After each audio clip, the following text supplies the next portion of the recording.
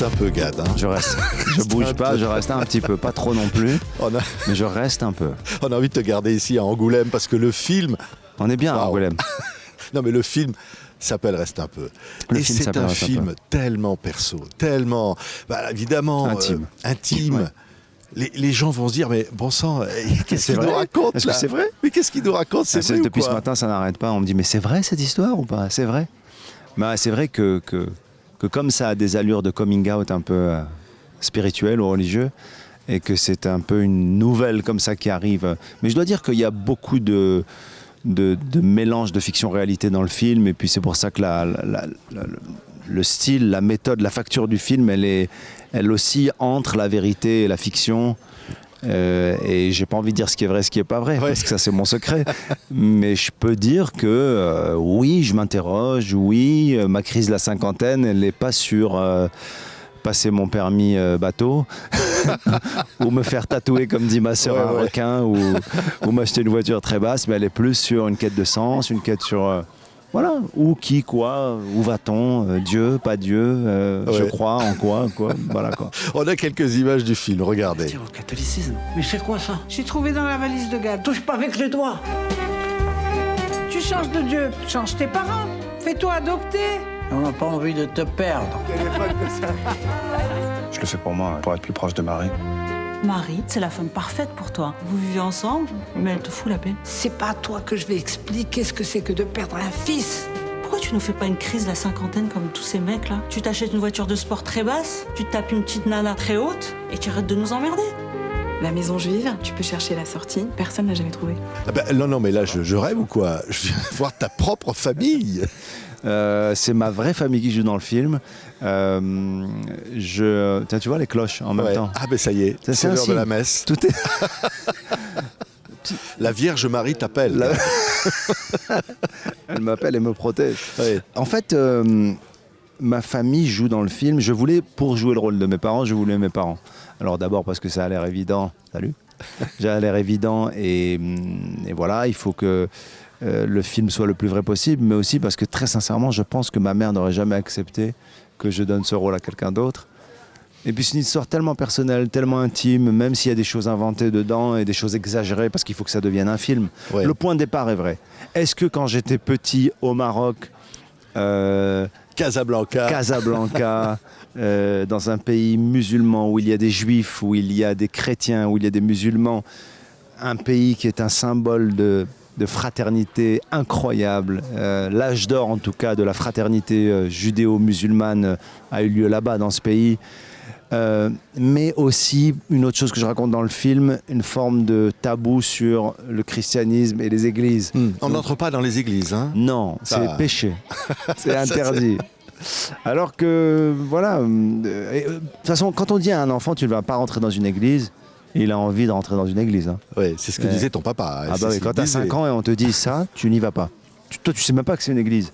Tu dis juste, pourquoi j'ai pas le droit d'y aller? Et en fait, comme tu veux comprendre pourquoi, bah tu y vas, pour avoir la raison. Mais quand je rentre dans cette église à l'âge de, je sais pas, 6-7 ans, je me dis, mais c'est pas mal ici. Pourquoi on m'interdit d'entrer là? Et c'est même pas un acte religieux, c'est un... En fait, je voulais vérifier. Ouais. Ce qui est beau, c'est que reste un peu. C'est aussi l'amour des parents, parce que le gars, il rentre des États-Unis, de son rêve américain. Ouais. Puis les parents, ils disent reste un peu, allez, va dans la chambre et tout ça. Puis là, ils se disent mais qu'est-ce que t'as, Gad? Mais qu'est-ce qu'ils t'ont mis les Américains dans la tête? Gigi l'amoroso. Ouais, exactement. Ils sentent qu'il y a un truc qui va pas. Il y a une mélancolie, il y a une inquiétude. Et petit à petit, ils comprennent qu'il y a des choses qui me travaillent et qu'il y a des choses qui... Mais c'est assez lié finalement. J'avais jamais fait le rapprochement, mais finalement, c'est assez lié le fait... Il revient du rêve américain, comme tu dis. Et finalement, je m'interroge sur... C'est quoi finalement ce rêve américain? C'est le début de l'introspection. Oui, j'ai rêvé des États-Unis. Je suis très heureux de ce qui s'est passé là-bas. Mais pourquoi? Tu cherches quoi en fait? Tu veux quoi? En fait, dans cette recherche, c'est... tu cherches du sens. Et chercher du sens, ça passe par la spiritualité, enfin pour moi, hein, ça passe par quelque chose d'existentiel, tu vois, d'introspectif.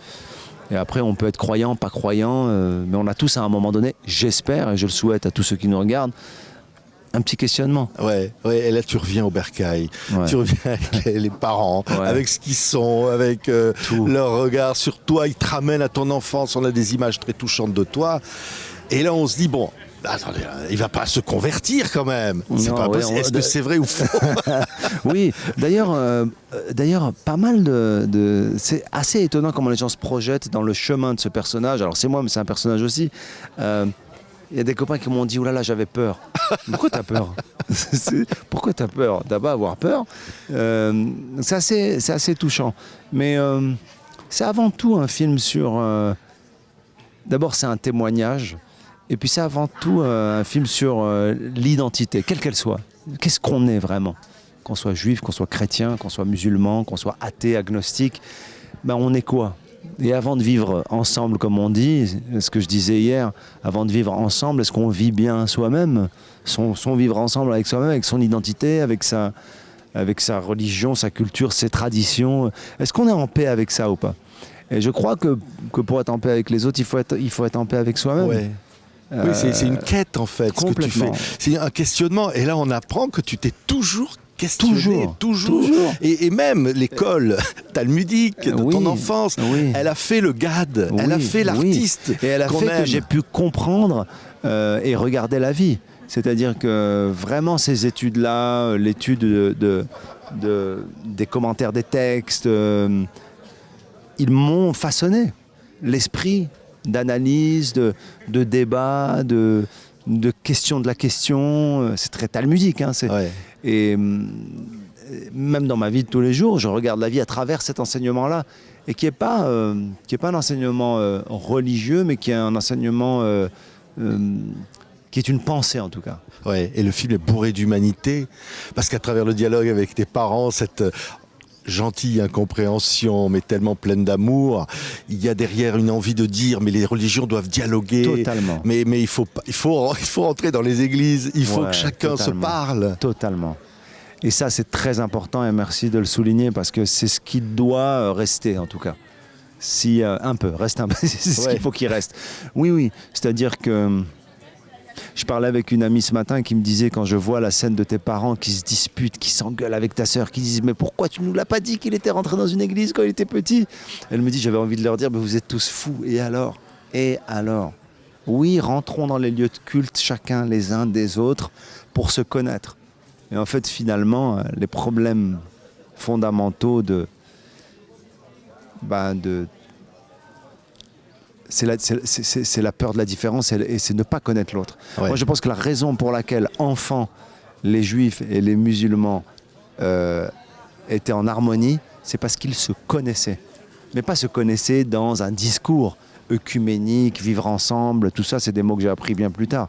Ils se connaissaient parce que dans la complexité, dans la difficulté, ils voyaient que le juif, il faisait la fête de Rosh Hashanah, que le musulman, il faisait Ramadan, ils se respectaient les uns les autres, et parfois ça les arrangeait, parfois ça les arrangeait pas, mais c'est comme ça. Ouais. Ça passait pas par un process de il faut qu'on soit ensemble. Ben non, on est ensemble. Ouais. Et on partage la même culture, on partage la même nourriture. Ouais.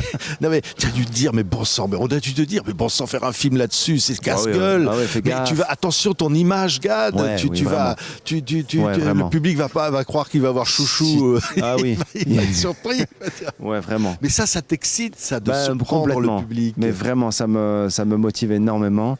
Et tu peux pas imaginer à quel point on m'a même dissuadé, quoi.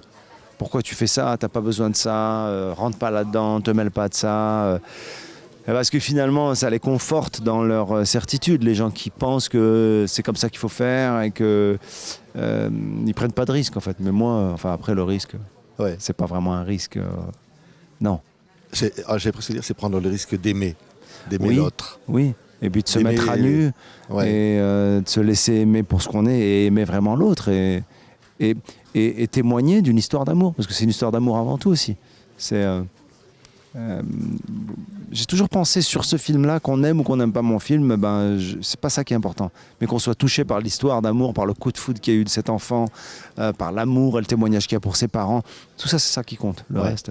La première ici était formidable. J'ai vu le public à la fois rire et Ouais. applaudir pendant Ouais. le film. J'étais très à des touché. situations. J'étais très touché parce que Applaudir, c'est c'est rare la première dans fois. un C'est la film. première fois qu'on me présentait le film. Et quand, je vais pas spoiler le film et je vais pas dire pourquoi ils applaudissent, mais quand à cette scène avec la maman à la fin du film, il y a un applaudissement dans la salle, je me dis waouh, c'est un applaudissement de compréhension, de soulagement aussi, de soulagement aussi de dire ah finalement c'est pas grave, on peut rire, ça désamorce un peu. Donc je suis très touché. Merci beaucoup, Gad. Merci, Il faut Patrick. courir voir ce film. Vous allez voir, ça, Merci. ça touche, ça remue. Ouais. Ça remue beaucoup. Bah, j'espère. Merci beaucoup. Merci, Gad. On reste un peu. Ouais. Reste un peu. Allez, reste là.